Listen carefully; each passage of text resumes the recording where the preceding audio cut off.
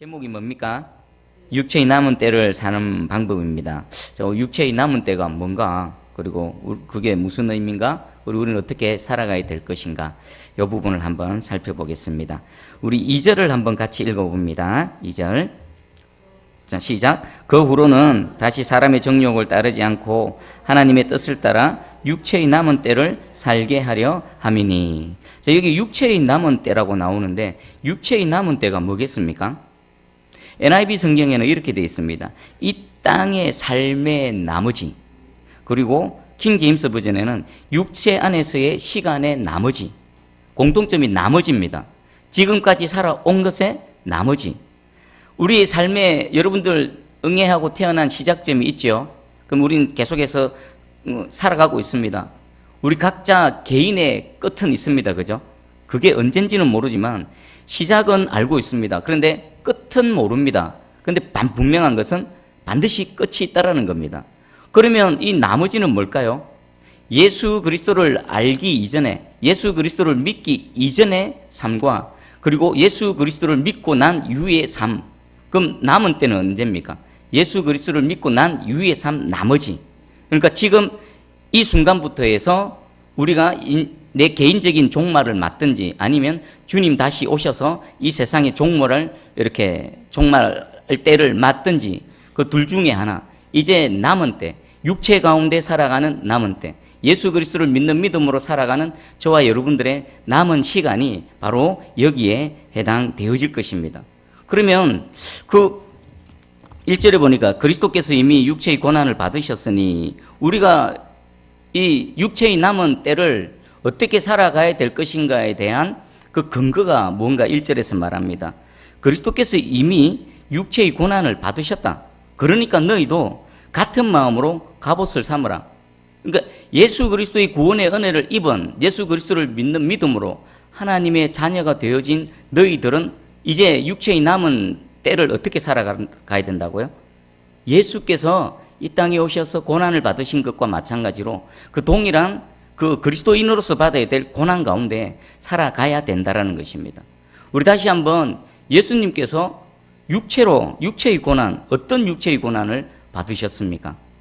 저는 세 가지로 정리했습니다. 첫 번째는 하나님이신 그분이 육체를 입고 이 피조물, 인간의 형상을 입고 이 땅에 오신 것 자체가 고난의, 육체의 고난의 시작입니다. 그리고 응애하고 태어나시고 또 저와 여러분들이 살아오는 인생의 모든 과정을 다 겪으면서 성장해 오시고 살아오신 것. 우리 인생을 한번 봐보십시오. 어떻습니까? 얼마나 제한적입니까? 무한하신 하나님이 육체 가운데 들어오셔서 이 제한적이고 또 얼마나 연약합니까? 그리고 어떻게 보면요, 얼마나 모순됩니까? 얼마나 결점투성입니까? 완전하신 그분이 이 모순되고 결점투성인 이 인생을 살아간다는 거 얼마나 고난이겠습니까? 예전에 TV에 보니까 장애인 체험하기 해가지고 다큐멘터리가 있더라고요. 한 기자가 일일 장애인을 체험합니다. 어떻게 하는가? 손과 발을 다 묶습니다. 테이프로 묶어가지고 오로지 장애인들이 하는 것과 똑같이 이동할 때 휠체어 타고 이동하고, 또 여기 손발이 묶인 상태에서 이렇게 하루 일과를 보내는 과정을 TV에서 본 적이 있습니다. 예수님, 하나님이신 그분이 인간의 육신을 입고 이 땅에 살아가시는 거하고 정상적인 사람이 장애인을 체험하기 위해서 이 손과 발을 테이프로 꽁꽁 묶고 이렇게 하루 지내는 거하고 뭐 비교가 되겠습니까만은 어떤 게 더 고달프고 어떤 게 더 힘들겠습니까? 당연히 하나님이신 무한하시고 완전하신 그분이 이 연약하고 결점투성이고 모순투성인 육체를 입고 이 인생을 살아내는 것 얼마나 힘들고 고난이셨겠습니까? 거기에다가 이 연약한 육체를 입고 살아가는 동안에 무엇까지 다 이루셨습니까? 인간으로서는 할 수 없는 것, 율법의 마침, 율법의 완성, 율법의 1.1획도 어기지 않고 다 이루셨습니다. 얼마나 고달프고 얼마나 힘드셨겠습니까? 그리고 마지막 육체의 고난의 최정점은 뭡니까? 십자가지요. 십자가. 십자가에서 죄 없으신 그분이 죄인의 모든 죄를 짊어지시고 홀로 그 예수님이 십자가에 달리실 때요, 예수님의 편에 서 있던 사람은 단 한 사람도 없었습니다. 유일하게 한 사람 꼽으라면 우편강도. 주님의 나라 임하실 때 나를 생각하소서라는 우편강도 한 사람뿐이 없었습니다. 다 적이었습니다. 다 예수님을 배반했고 예수님을 저주했고 예수님을 떠나가 버렸습니다. 예수님이 세 가지 육체의 고난을 당하셨습니다. 그러면 왜 예수님께서 이런 육체의 고난을 받으셨습니까? 무엇을 기준으로서요? 아버지의 뜻에 따라서 저와 여러분들을 구원의 길을 열어주시기 위해서 육체의 고난을 다 당하신 것입니다. 자, 지금 여러분 우리가 사순절 기간을 보내고 있는 줄 혹시 아십니까? 사순절. 올해는 4월 21일이 부활주일입니다. 그럼 그 전주가 또 고난주간이 되겠죠. 우리는 예수님께서 십자가에 달리시기 위해서 아시면서도 예루살렘으로 향해 가시고 또 예루살렘으로 향해 가시는 동안에 수많은 또 대적들이 예수님을 핍박하고 논쟁을 벌이는 그것을 다 견뎌내시고 극복하시면서 십자가로 나가셨습니다. 여러분들 이 사순절 기간을 맞아서 다시 한번 예수님이 예루살렘 간 건 바로 여러분 때문입니다. 나 때문입니다. 저 때문입니다. 그 육체 고난의 최고의 정점인 십자가 바로 저 때문에 가셨고요. 여러분 때문에 가셨고 우리 때문에 그곳으로 가셨습니다. 그 예수님의 육체의 고난을 깊이 묵상하고 한 번 더 생각해보는 우리 사순절 기간이 되기를 소망합니다. 자, 그러면 우리 여기서 한 가지 어떻게 육체의 남은 때를 살아가야 될 것인가를 살펴보기 전에 한 가지 우리가 결정을 해야 됩니다. 여러분들이 예수 그리스도를 믿는 믿음으로 하나님의 자녀가 되어졌고 하나님의 백성이십니까? 그러면 이미 지금 육체의 남은 때를 이제 어떻게 살 내용을 살펴볼 것인데 적어도 이것 하나만큼은 결정을 하셔야 됩니다. 내가 그리스도인으로서 예수 그리스도께서 나를 위해서 당하셨던 육체의 고난 그리고 그리스도인들에게 그 육체의 고난 가운데로 부르실 때에 그것을 당연히 여기고 그것을 내가 기꺼이 받아들이겠다라는 그런 결정과 그런 여러분들의 각오를 다지시기를 바랍니다. 그리고 이후에 살펴보면요, 그리스도인으로서 이 땅 가운데서 고난은 너무나 당연한 겁니다. 가정에서나 직장에서나 사회 가운데 그나마 저와 여러분들은 정말 하나님의 은혜 가운데 대한민국에 태어나서 대한민국에서 신앙생활하고 있습니다. 여러분들이 만약에 북한에서 태어났다면요, 여러분들이 만약에 이슬람 지역에서 태어났다면요, 여러분들 어떻게 했습니까? 이 시간에 예배 한번 드리려고 목숨을 걸어야 됩니다. 순교를 각오하고 예배 한 번에 내 목숨을 걸어야 되는 그런 지역의 성도들도 훨씬 많습니다. 근데 감사하게도 지금 우리는 편안하게 자유롭게 예배 드릴 수 있는 그런 사회에서, 그런 세상에서 살아갑니다. 하지만 그럼에도 불구하고요, 모양은 다르고 정도는 다르지만 분명히 그리스도인으로서 겪어야 될 고난은 분명히 있습니다. 각자 다 다릅니다. 하지만 결정해야 됩니다. 내가 그 고난을 기꺼이 감사함으로 받으리라. 오늘 이 시간 다시 한번 그 결단하는 시간 되기를 축복합니다. 자, 그러면 이제 육체의 남은 때를 어떻게 살 것인가를 한번 살펴보겠습니다. 우리 다시 한번 2절을 한번 읽어봅니다.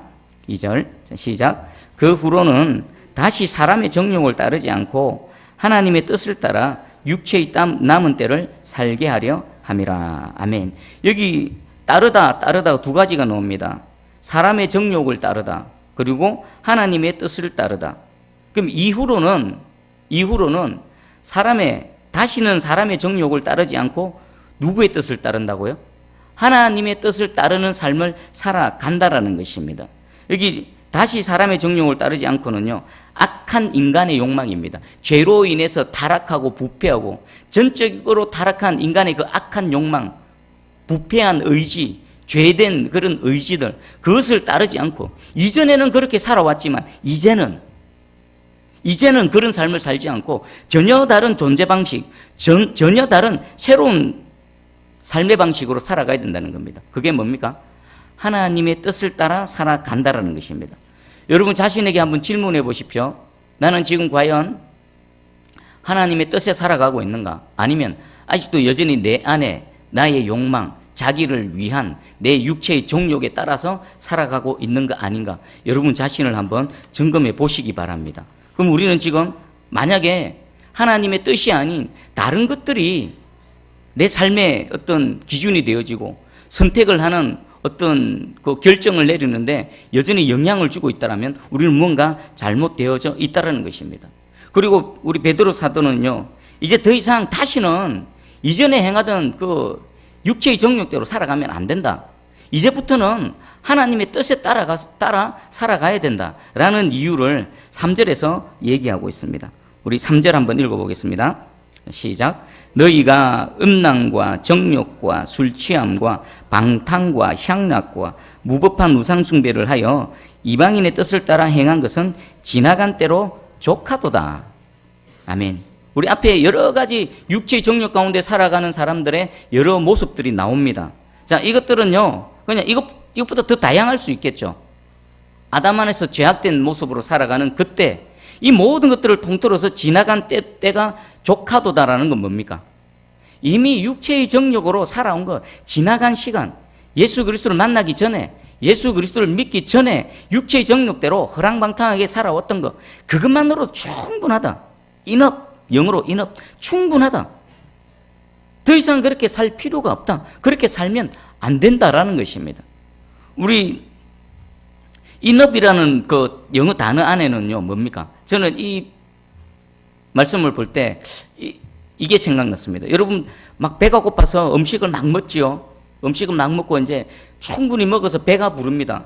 그러면 여러분들 어떡합니까? 아무리 맛있는 음식이 있어도 내가 배가 부르면 숟가락을 놓습니까? 아니면 계속 먹습니까? 아무리 맛있는 게 있어도요, 배가 부르면 충분히 배가 찼다, 아니면 더 이상 찰 곳이 없다 그러면 숟가락을 놓는 게 당연한 겁니다. 지금 베드로가 그걸 얘기하는 겁니다.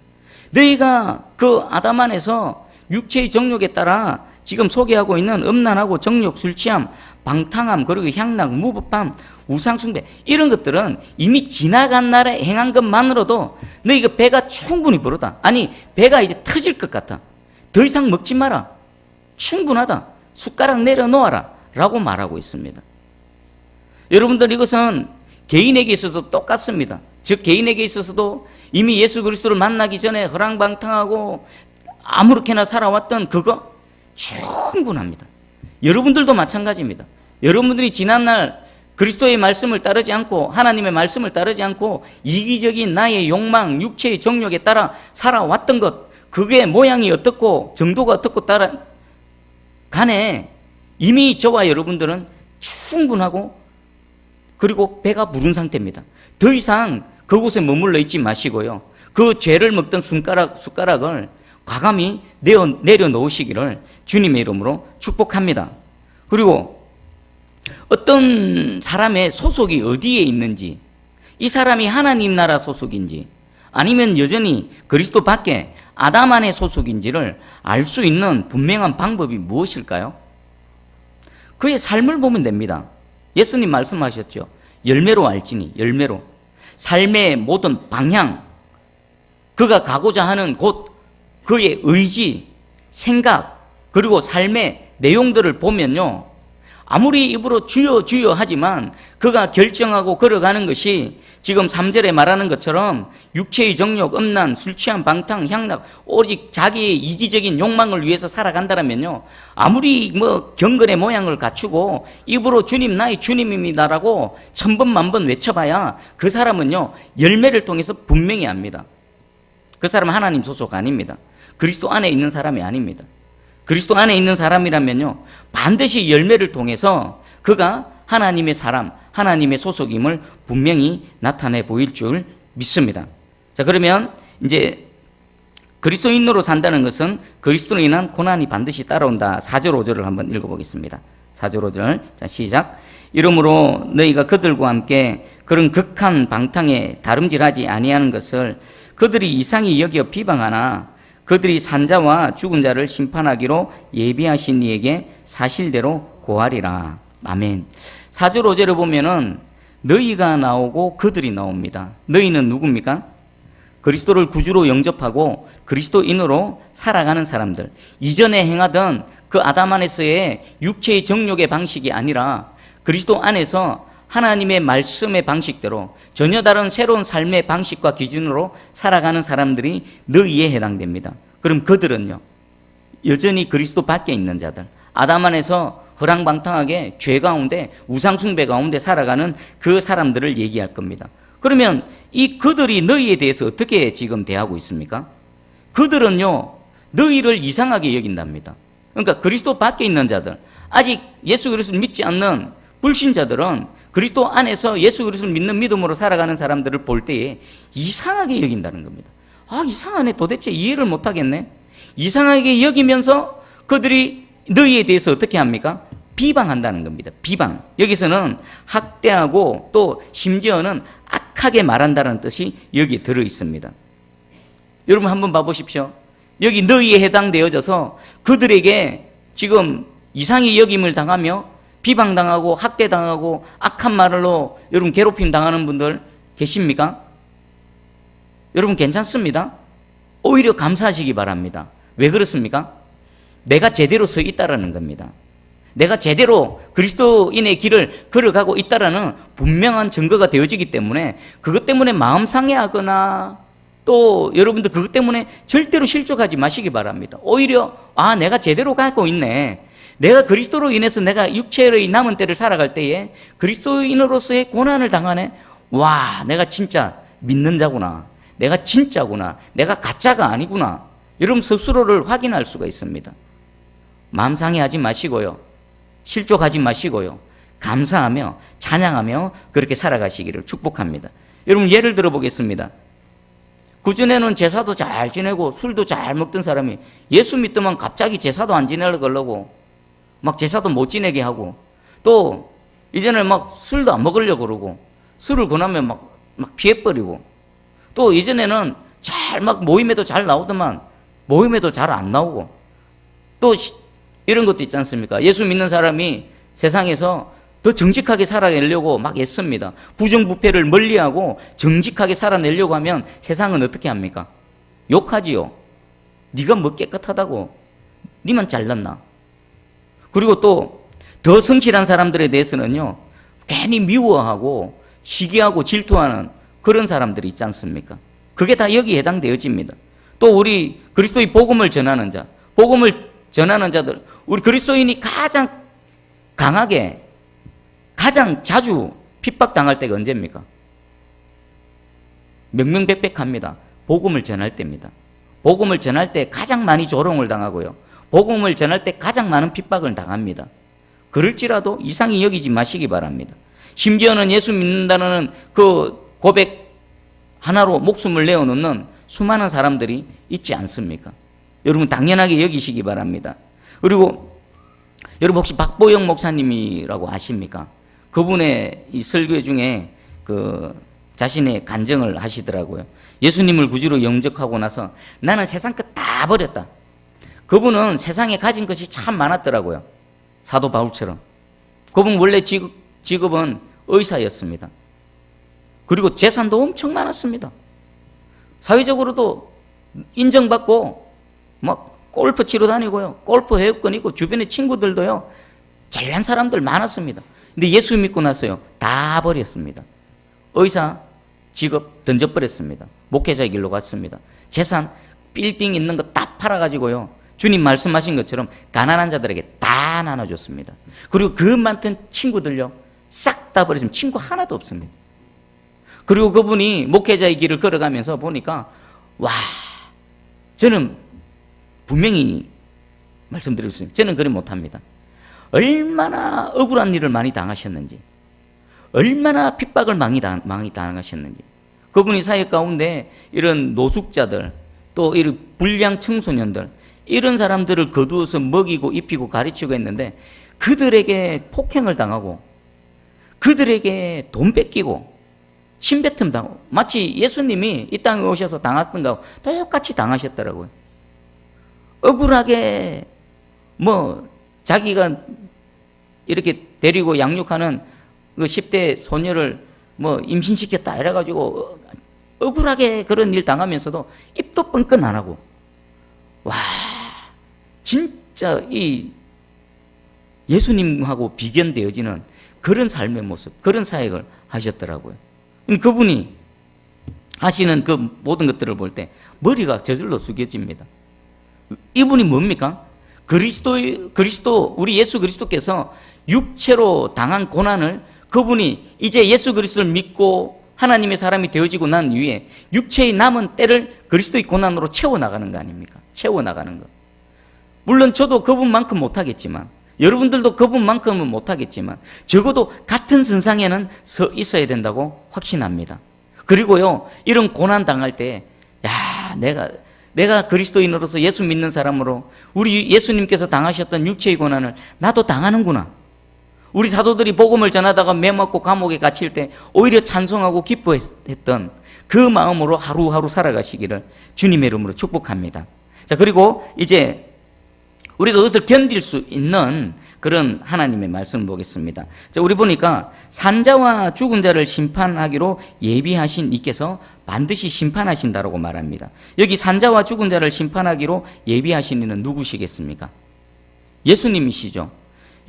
처음 오신 예수님은 우리를 구원하시기 위해 십자가에 달리셔서 우리에게 생명의 길, 구원의 길을 열어주시기 위해 구원자로 오셨습니다. 그런데 다시 오실 때는 어떤 신분으로 오십니까? 심판자로 오십니다. 심판해버리십니다. 기회를 주시고 오래 참으시고 이제 언제 오실지 모르지만 주님 다시 오시면요, 심판자로 오십니다. 산자와 죽은 자를 심판하실 그분. 근데 그분 앞에 모든 입술이 사실대로 고할 것이다. 여기서 보면은 반드시 자신이 행한 일들을 주님 앞에서 설명해야 될 것이다. 이게 뭐냐면은 여러분 법정을 한번 생각해봐요. 여기 법정입니다. 재판관이 있습니다. 그 각 피고인들이 앞에 나와서 스스로를 뭐 일종의 변호하는 겁니다. 최후 진술이지요. 내가 왜 그렇게 했는가?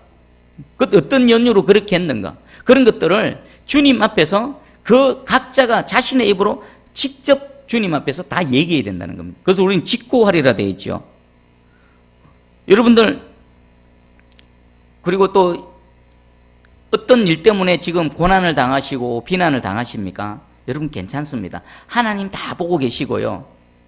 여러분 마지막 때에는요, 여러분들의 억울한 일들, 그리고 여러분들이 눈물 흘리는 일들, 우리 심판주 되시는 예수 그리스도께서 다 갚아주실 줄 믿습니다. 왜요? 여러분들을 그리스도인이라는 것 때문에 비난하고 박해하고 악한 말하는 사람들, 그들 스스로가 주님 앞에서 자기가 행한 일들을 낱낱이 다 고하고 거기에 따라서 심판을 받을 것이기 때문입니다. 그리고요, 이것은 이 일은 이미 한번 일어났다라고 말합니다. 우리 6절을 한번 읽어봅니다. 6절 시작. 이를 위하여 죽은 자들에게도 복음이 전파되어졌으니 이는 육체로는 사람으로 심판을 받으라 영으로는 하나님을 따라 살게 하려 함이라. 아멘. 자, 이 6절 이 말씀은요, 논란이 참 많은 성경 구절입니다.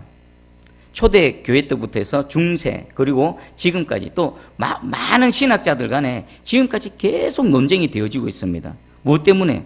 이를 위하여 죽은 자들에게도 복음이 전파되어졌으니, 죽은 자들에게도 복음이 전파되어졌다. 이 부분이 이해가 안 되는 겁니다.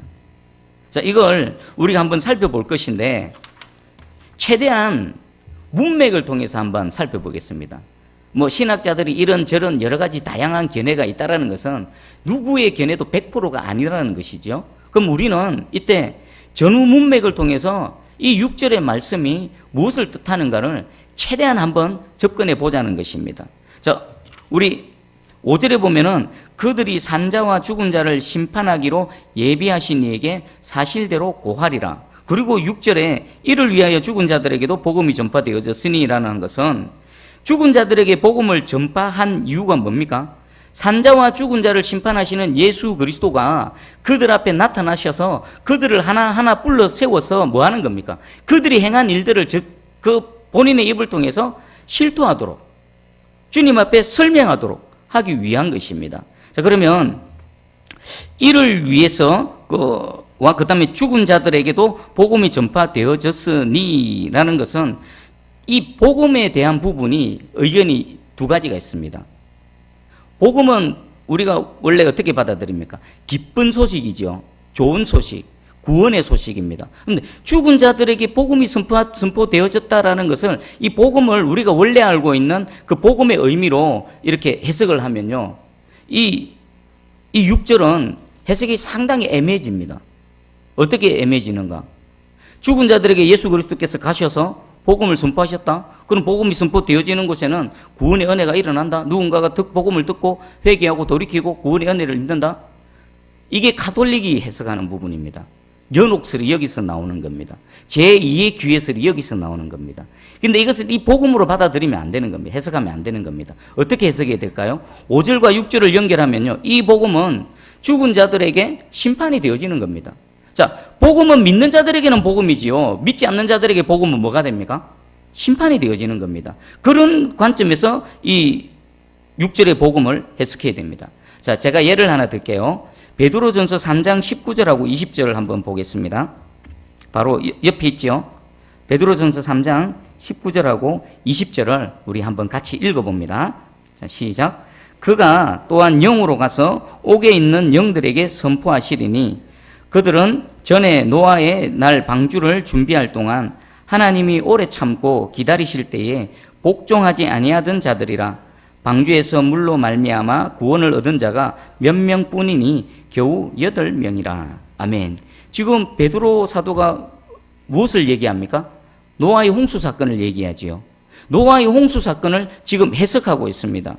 19절에 보니까 그가 또한 영으로 가서, 여기는 예수 그리스도시죠. 예수 그리스도가 영으로 가서 옥에 있는 영들에게 선포하시리니. 예수님께서 영으로 옥에 있다. 옥. 이 옥은 어디입니까? 감옥. 죽은 영들이 감옥에 갇히는 건 뭡니까? 음부지요, 음부.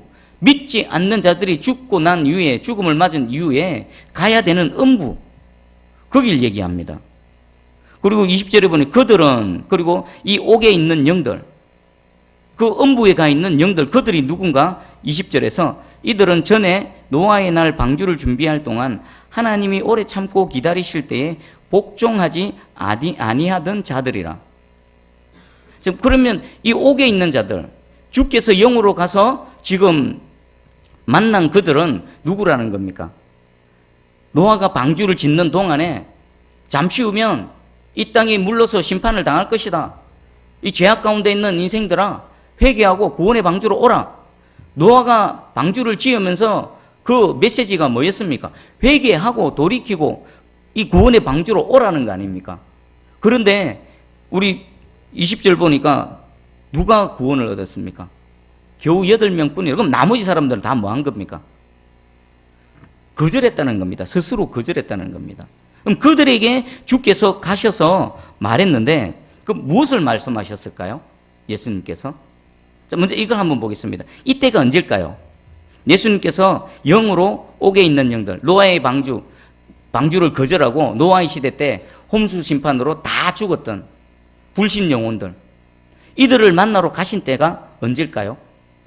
크게 3가지 견해가 있습니다. 첫 번째 견해는요, 예수님께서 십자가에 돌아가시고 부활하시기까지 며칠이 있었습니까? 3일 동안. 예수님이 어디 가셨다고요? 요때 음부에 가셔서 불신자들, 예수 그리스도를 믿지 않는 그들에게 가셔서 예수님께서 뭔가를 하셨다는 겁니다. 이게 첫 번째. 두 번째 견해는요, 예수님께서 육신을 입고 이 땅에 오시기 전에, 선육신 하시기 전에 여기 가셨다. 그리고 마지막 3번째는요, 부활하신 이후에 예수님께서 영으로 옥에 가셨다. 여러분들은 어떤 견해가 맞는 것 같습니까? 이렇게 질문 드릴게요. 예수님께서 이 자신을 믿지 않고 복음을 거절해서 음부에 가 있는 자들에게 예수님이 빵 하고 나타나셨을 때 어떨 때 가장 하나님의 영광이 강하게 드러나겠습니까? 어떨 때 그들이 더 부들부들 떨겠습니까? 저는 당연 예수님께서 십자가에 달리시고 부활하시기 전 그 3일이라고 생각합니다. 왜요? 사단은 이긴 줄 알았지요. 못 박아 죽여버리면 이긴 줄 알았지요. 그런데 그분이 산령이 되셔서 그곳에 가서서 부활을 선포하는 겁니다. 그리고 믿지 않는 그들이 틀렸음을, 예수를 믿는 사람들이 옳음을 증명해 보이는 것은요, 이 3가지 견해 중에서 십자가에 달리시고 부활하시기 전에 그때 가셨던, 제 개인적인 견해는 그렇습니다. 근데 다양합니다. 여러분 각자 한번 묵상해 보시고 여러분 스스로 한번 선택해 보시기 바랍니다. 하지만 그 시점이 언제인가는 떠나서 이 일이 어디서 일어났고 또 무슨 일이 일어났는가는 동일합니다. 예수님이 이 노아의 방주를 거절하고 그 구원의 메시지를 거절하고 그 홍수로 죽은 자들에게 무슨 말씀을 하셨겠습니까? 자, 보십시오. 제가 한번 생각을 해봤습니다. 예수님이 그 노아 그 홍수 때 그 복음을 믿지 않고 거절하고 죽은 자들에게 아마 이렇게 말씀하셨을 것 같습니다. 너희는 정죄받아 마땅하다. 왜 복음을 거절했느냐? 왜 내 종 노아의 그 메시지를 무시했느냐? 그리고 너희는 그때에 노아를 비웃고 조롱하고 비방했다. 그러나 노아가 옳았고 너희가 틀렸다. 그리고 노아의 홍수로 죽임을 당한 자들 있죠. 그 앞에 그 수많은 사람들, 그들이 각각 뭐 했을까요? 오늘 말씀에 의하면 예수님에게 심판하신 이에게 사실대로 고하리라. 그러면 예수님께서 그들을 책망하셨겠죠. 그럼 그 각자 한 명 한 명들이 뭐 했겠습니까? 왜 노아의 메시지를 거절했는지 각자 나름대로 이유를 설명할 겁니다. 왜 내가 방주에 안 들어왔는지 이유를 각자 설명할 것입니다. 그럼에도 불구하고 기회는 지나갔습니다. 그들이 스스로 주님 앞에 직고하는 그 내용을 가지고 무엇이 결정됩니까? 그들의 형량이 결정되어질 뿐입니다. 그들은 두 번 다시 구원의 기회는 없습니다. 살아있을 때, 호흡이 있을 때 그들은 모든 기회, 방주의 문이 닫히는 순간 그들은 모든 기회를 날려버린 겁니다. 지금 주께서 그 옥에 있는 영들에게 가신 것은 믿지 않는 그들을 책망하시고요. 또 믿는 믿음 가운데에 육체로 고난당하는 그들이 옳았음을, 너희가 노아를 비난하고 너희가 노아를 조롱하고 노아를 학대했는데 노아가 옳았고 너희가 틀렸다, 이 말씀을 하시기 위해서 예수님은 그 옥의 영들에게 가신 것입니다. 자, 그러면 우리는 지금도 마찬가지입니다. 구원의 방주로서 예수 그리스도가 분명하게 우리에게 선포되어지고 있습니다. 아직은 기회가 있습니다. 근데 방주의 문이 확 닫혀버리면요, 아무리 밖에서 두드려도, 노아가 아무리 저 사람 내 가족인데 내 친지인데 타야 되는데 문을 열려고 해도 열립니까? 안 열립니까? 안 열립니다. 하나님이 열면 닫을 자가 없고요, 하나님이 닫아버리면요 열 자가 없습니다. 근데 지금은 기회가 있습니다. 여러분, 노아의 홍수 때 그때를 한번 생각해 보시기 바랍니다. 사람들이 비웃었죠. 아무도 노아의 가족 외에는 아무도 방주에 타지 않았다는 것은 아무도 안 믿었다는 것입니다. 그리고 마침내 때가 되어져서 하늘이 열리고 땅이 터져서 물이 막 터져 나옵니다. 하늘로부터 비가 막 폭포수처럼 쏟아집니다. 주체하지 못합니다. 물은 점점 막 올라옵니다. 물에 빠져 사람들이 죽어져 갑니다. 그때 사람들은 무슨 생각을 했을까요? 아무도 노아를 믿지 않았는데, 물 심판 그런 게 어디 있어라고 했는데 물이 막 하늘로부터 땅에서부터 막 터져 나옵니다. 그리고 사람들, 모든 생명이 죽어갑니다. 죽어가면서 무슨 생각을 했을까요? 노아의 저 말이 맞았네. 노아가 한 말이 맞았네. 그리고 그 죽어가는 사람들 중에서는요, 이런 사람도 있었을 것입니다. 한 번쯤은 노아가 방주를 짓는 근처에 가봤을 겁니다. 뭐 하는지 궁금해서.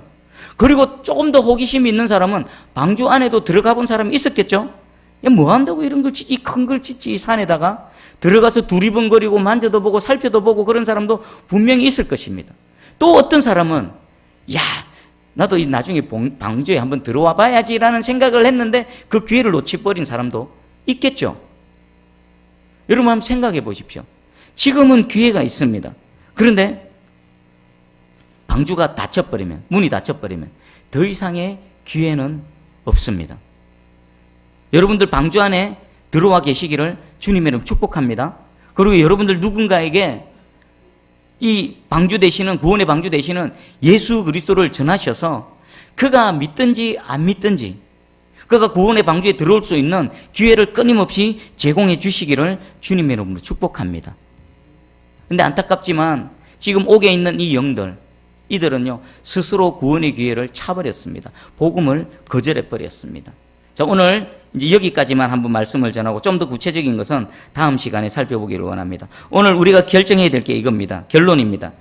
지금 우리는 이제 예수 그리스도를 믿는 믿음으로 육체의 남은 때를 살아갑니다. 얼마인지는 모르지만 1년인지 10년인지 뭐 20년인지 모르지만 그리스도인으로서 육체의 남은 때를 살아갈 때에 반드시 그리스도인이기 때문에 당하는 고난이 온다. 그 고난은 그리스도께서 육체를 입고 당하신 고난이다. 그 고난을 내가 반드시 나도 그 고난을 감사함으로 받으리라. 그 육체의 고난을 통해서 내가 그리스도의 사람임을 증명해 보이는 것입니다. 그리고 이것은 지금은 고난인 것 같고 지금은 아픔인 것 같지만 마지막 때에 우리 주께서 반드시 오셔서 내가 옳았음을, 예수 믿는 내가 옳았음을 하나님께서 분명히 선포해 주실 것이다.